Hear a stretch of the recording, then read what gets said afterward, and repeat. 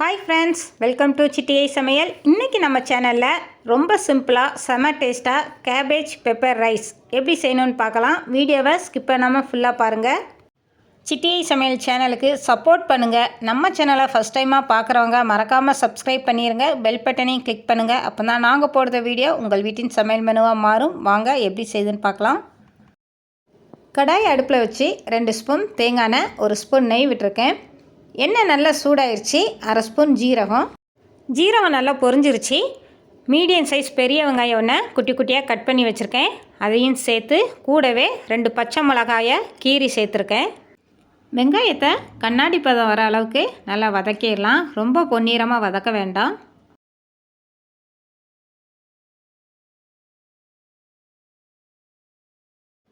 வெங்காயம் இந்த அளவு வதங்கினா கரெக்டாக இருக்கும். இப்போ காய்கறியை சேர்த்துடலாம். கேரட், பீன்ஸ், பட்டாணி கொஞ்சமாக ஒரு 2 ஸ்பூன் அளவு தான் சேர்த்துருக்கேன். கோஸ் மட்டும் 100 கிராம் சேர்த்துருக்கேன். எந்த அளவு காய்கறியை குட்டியாக கட் பண்ண முடியுமோ அந்தளவு ரொம்ப குட்டியாக கட் பண்ணி எடுத்துக்கோங்க. காய்கறிக்கு தேவையான அளவு பொடி உப்பு சேர்த்துடலாம். கூடவே 1/4 ஸ்பூன் மஞ்சள்தூள் சேர்த்து எல்லாத்தையும் ஒரு 5 நிமிஷம் நல்லா வதக்கிடலாம். காய்கறியை மூடி போட்டு வேக வைக்க வேண்டாம். 3/4 பதத்துக்கு வேகிற அளவு நம்ம வதக்கினா போதும். ரொம்ப குட்டியாக தான் கட் பண்ணியிருக்கோம். டக்குன்னு வதங்கிடும். காய்கறியை எண்ணெயிலே வதக்கும்போது நமக்கு டேஸ்ட் இன்னும் கொஞ்சம் தூக்கலாகவே இருக்கும். சாதம் ஏற்கனவே வடித்து ஆற வச்சுருக்கேன். காய்கறி எல்லாம் நல்லா வதங்கிருச்சு. இப்போ நம்ம குட்டி குட்டியாக கட் பண்ணி வச்சுருக்க மல்லித்தலையை கொஞ்சமாக சேர்த்து ஒரு செகண்டு வதக்கிடலாம். எல்லாம் சேர்த்து நல்லா வதக்கியாச்சு.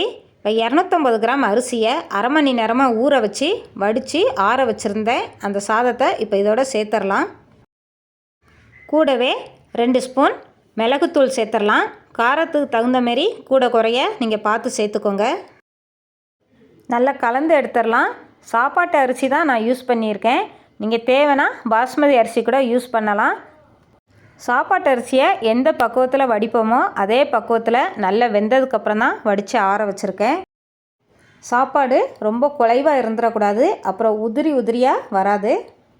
சாப்பாடு துண்டு துண்டாக இல்லாமல் நல்லா உதிரியாக உடையாமல் நல்லா கலந்து எடுத்துடலாம். குழந்தைங்களுக்கு மட்டும் இல்லை, பெரியவங்களும் இதை லஞ்ச் பாக்ஸாக யூஸ் பண்ணலாம். ரொம்ப ஈஸியாக பண்ணிடலாம். செம்ம டேஸ்ட்டாகவும் இருக்கும். கேரட், பீன்ஸ் எல்லாமே நம்ம கிளறும் போது குட்டி குட்டியாக அங்கங்கே இருந்தால் பார்க்க ரொம்ப அழகாக இருக்குன்னு தான் சேர்த்துருக்கோம். 10 நிமிஷத்தில் டக்குன்னு லஞ்ச் பாக்ஸ் ரெடி பண்ணிடலாம். கேபேஜ் பெப்பர் ரைஸை லஞ்ச் பாக்ஸாக கொடுத்து விடுங்க. லஞ்ச் பாக்ஸ் காலியாக தான் வரும். ரொம்ப விரும்பி சாப்பிடுவாங்க. டேஸ்ட் அந்த அளவுக்கு செம்மையாக இருக்கும். திரும்ப திரும்ப இதை லஞ்ச் பாக்ஸுக்கு விரும்பி கேட்பாங்க. டேஸ்ட் அந்தளவுக்கு நாக்கிலே இருக்கும். காய்கறி, பெப்பர் எல்லாமே இருக்கிறதுனால குழந்தைங்க உடம்புக்கும் ரொம்ப நல்லது. நல்லா உதிரியாக கலந்து எடுத்தாச்சு. Cabbage pepper rice ready. பாருங்கள், பார்க்கவே செமையாக வந்திருக்கு. லஞ்ச் பாக்ஸ் ரெடி பண்ணிடலாம். இதுக்கு சைடிஷாக உருளைக்கிழங்கு வறுவல் தான் பண்ணியிருக்கேன். கேபேஜ் பெப்பர் ரைஸுக்கும் உருளைக்கிழங்கு வறுவலுக்கும் டேஸ்ட்டு வேறு லெவலாக இருக்கும். சிப்ஸு, அப்பளம் கூட ரொம்ப நல்லாயிருக்கும். உங்கள் குழந்தைங்களுக்கு எது பிடிக்குமோ அதை கொடுத்து விடுங்க. ஓகே ஃப்ரெண்ட்ஸ், இதோட இந்த வீடியோ முடியுது. இந்த வீடியோ உங்களுக்கு பிடிக்கும்னு நினைக்கிறேன். பிடிச்சிருந்தா சிட்டியை சமையல் சேனலுக்கு சப்போர்ட் பண்ணுங்கள், சப்ஸ்கிரைப் பண்ணுங்கள், மறக்காமல் பெல் பட்டனை கிளிக் பண்ணுங்கள், லைக் பண்ணுங்கள், ஷேர் பண்ணுங்கள். இன்னொரு ரெசிபியோட அடுத்த வீடியோவில் பார்க்கலாம். பனைமரம் வளர்ப்போம், நிலத்தடி நீரை பெருக்குவோம்.